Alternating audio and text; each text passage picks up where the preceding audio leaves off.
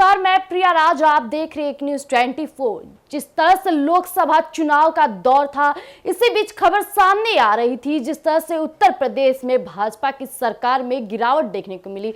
हालांकि जिस तरह से अगले चुनाव में भाजपा का वहां से जीत का जो डंका बजा था वो देखने योग्य था। हालांकि जिस तरह से अब लोकसभा 2024 के चुनाव में उत्तर प्रदेश ऐसा एक जगह बना जहां पर भाजपा का डंका बजना चाहिए था, हालांकि वहां से भाजपा को हार का सामना करना पड़ा। अब इसे लेकर सिर्फ न कि भाजपा सरकार बल्कि पूरा देश सोच में पड़ गया था। हालांकि जिस तरह से आए दिन वहां राम मंदिर का निर्माण हुआ था, भव्य स्वागत किया गया था, यहां तक कि अन्य देशों के लोग भी मौजूद रहे। इस बीच बातें जो सामने आ रही थी वो ये आ रही थी कि इस बार उत्तर प्रदेश में कोई आगे जाएगा तो वो भाजपा सरकार होगी, क्योंकि आए दिन जिस तरह से मोदी की जय जयकार हो रही थी। हालांकि रामलला के मंदिर के भव्य निर्माण के बाद माननीय प्रधानमंत्री यूपी में काफी प्रचलित हुए। हालांकि जिस तरह से विदेशी मेहमान भी वहां मौजूद रहे, हालांकि कई दिग्गज राजनेता मौजूद होकर जिस तरह से माननीय प्रधानमंत्री नरेंद्र मोदी का निमंत्रण स्वीकार किया और रामलला के दर्शन के लिए माननीय प्रधानमंत्री के नरेंद्र मोदी का हर कोई गुणगान गाया करता था। लेकिन जो चुनावी परिणाम आया वो सबको चौंकाने वाला आ गया।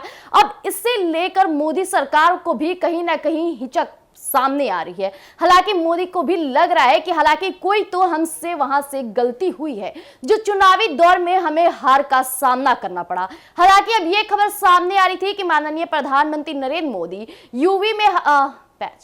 यूपी में हार के सामना के कारण कई नेताओं से मौजूदा मुलाकात कर रहे हैं। आपको बता दें कि यूपी के भाजपा अध्यक्ष यानी कि भूपेंद्र चौधरी माननीय प्रधानमंत्री नरेंद्र मोदी से मुलाकात किए हैं और बैठक के दौरान उन्होंने उन बातों का जिक्र किया जो कि हार के कारण बताया। आपको इतना ही नहीं, बता दें कि वो पूरे तौर पर कागजी तौर पर माननीय प्रधानमंत्री के सामने प्रत्यक्ष रूप से चीजें सामने रखी। उन्होंने कहा जिस तरह से यूपी में बीजेपी सरकार इस बार आगे नहीं हो गई उसके कई कारण है। तो आइए हम आपके बीच साझा करते हैं कि आखिर क्या कारण थे वो।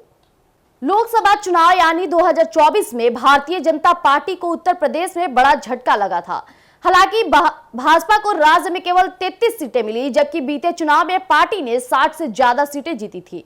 इसके बाद से ही पार्टी हार के कारणों पर मंथन कर रही है। अब आपको बता दें कि बुधवार को उत्तर प्रदेश भाजपा के अध्यक्ष यानी कि भूपेंद्र चौधरी ने भी माननीय प्रधानमंत्री से मुलाकात की है और हार के कारणों पर विस्तृत रिपोर्ट दी है। हालांकि बता दें कि ये जो मुलाकात थी तकरीबन 45 मिनट की बातचीत हुई है और जानकारी के अनुसार पीएम मोदी के पूछे जाने पर बताया गया है कि आपके रिपोर्ट में नतीजों की वजह क्या रही। इसके बाद भूपेंद्र चौधरी ने उत्तर प्रदेश में खराब प्रदर्शन के कारणों की विस्तार से जानकारी दी।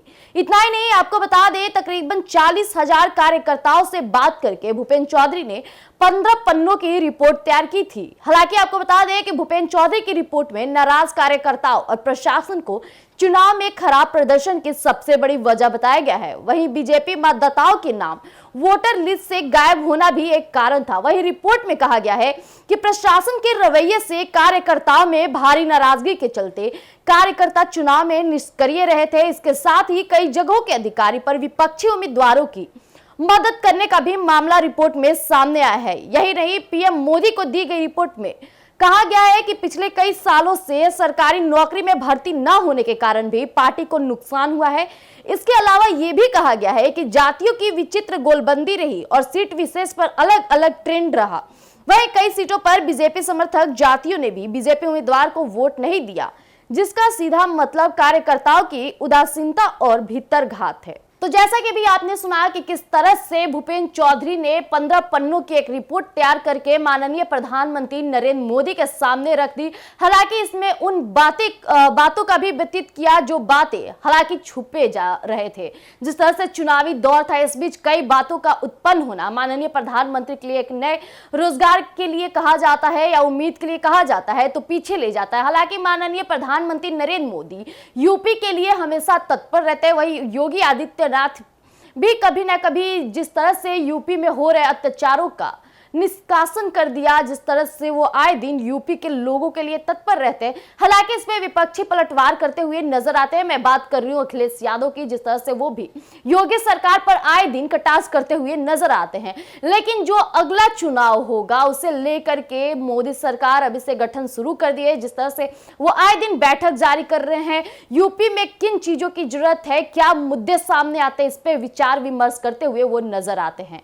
तो आज के लिए इतना ही। ऐसी तमाम खबरों के लिए आप जुड़े रहिए एक न्यूज 24 पर। अगर आप हमें यूट्यूब चैनल पे देख रहे हैं तो हमारे यूट्यूब चैनल एक न्यूज 24 को सब्सक्राइब कीजिएगा। फेसबुक पे देख रहे हैं तो फॉलो और लाइक कीजिएगा। धन्यवाद।